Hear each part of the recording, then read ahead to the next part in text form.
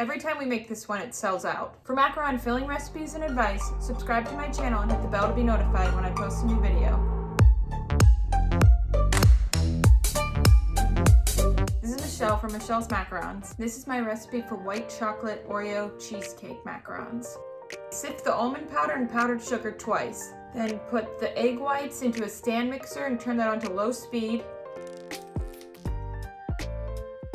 And once there's little bubbles in there and it's slightly lighter in color, add a pinch of cream of tartar without stopping it.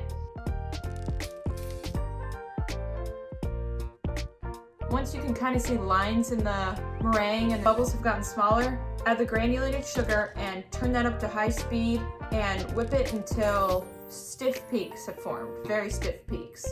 If you don't know what I'm talking about, go to this video and I explain everything. Yes, very stiff peaks. It should clump up. Then sift a third of the mixture in there and fold it 10 times. And do another third of the mixture and fold it 10 more times. And the last third of the mixture and fold it 20 more times. So these can be any color you want, or no color, but I like to do them like a pastel, purple, blue. So add some food coloring, add a little purple, a little blue, whatever you want, and fold that in there. After you've folded it for a while, test it. I go into detail on this in my other video.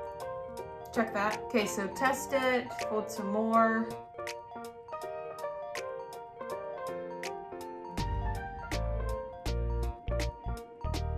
Test it again. So that looks good. You want to make sure that kind of flattens back into itself. Check my other macaron video for more detailed instructions. Then you pour that into your piping bag. Okay, then pipe that out. Very good. And then you're gonna slam that down a couple times to get some air bubbles out. I'm not fooling anyone there. That wasn't a real slam. I had to go off camera and really slam it down. So I went and slammed it on the other counter, a less pretty counter. You're gonna pipe these out and let them dry for half hour, if it's humid, 2 hours. Then you're gonna bake them.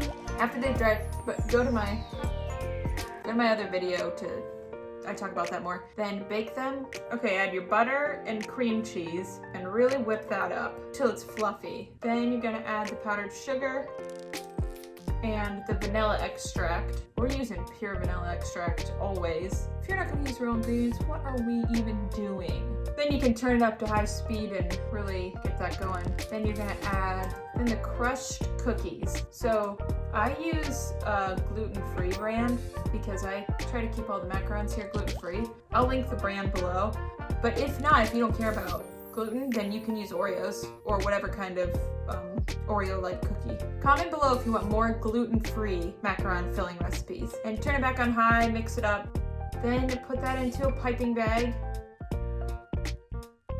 You can use a piping bag that has a tip on it, but I usually use a gallon-sized bag and then just cut the tip off. And once they're completely cooled, I like to pair mine up. Then pipe the Oreo cheesecake filling on there. You see how I'm not going all the way to the edge. I leave a little room around the edge. That's what you want. Okay, yeah, you see how I lightly push the lid on there. You don't want the filling to come out the side, so just put the lid on gently. Then once those are all done, okay, now you're gonna melt your white chocolate. You can do it in the microwave or you can do it on the stove, but if you do it on the stove, you have to put it in over a saucepan, like a double boiler. But you have to really make sure that you don't overcook this because it will start to clump up again. It'll seize up quickly, especially white chocolate. Normal chocolate's not as bad, but this white chocolate does it very quickly. Or you can microwave it in small increments so you don't overcook it. So mix that with vegetable oil. Make sure you use a mild tasting oil. Then you're gonna drizzle that over the macarons. I like to lay them out so they're evenly spaced because if you put them too close together, when they dry and the chocolate hardens again, they'll stick together and sometimes rip off and they won't look as good. You're gonna drizzle it with the white chocolate and you can really only do a couple rows at a time because the white chocolate dries so fast that you have to drizzle a couple rows, then sprinkle it with more of the ground up cookies. So drizzle a couple rows with the white chocolate, then sprinkle it with the cookies, then drizzle and sprinkle, or else the white chocolate will harden too quickly and the cookies won't stick on them. Don't those look good?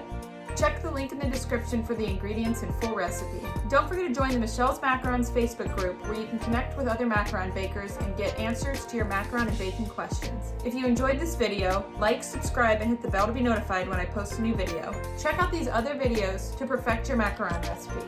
Well, anyway, let me know if you try this.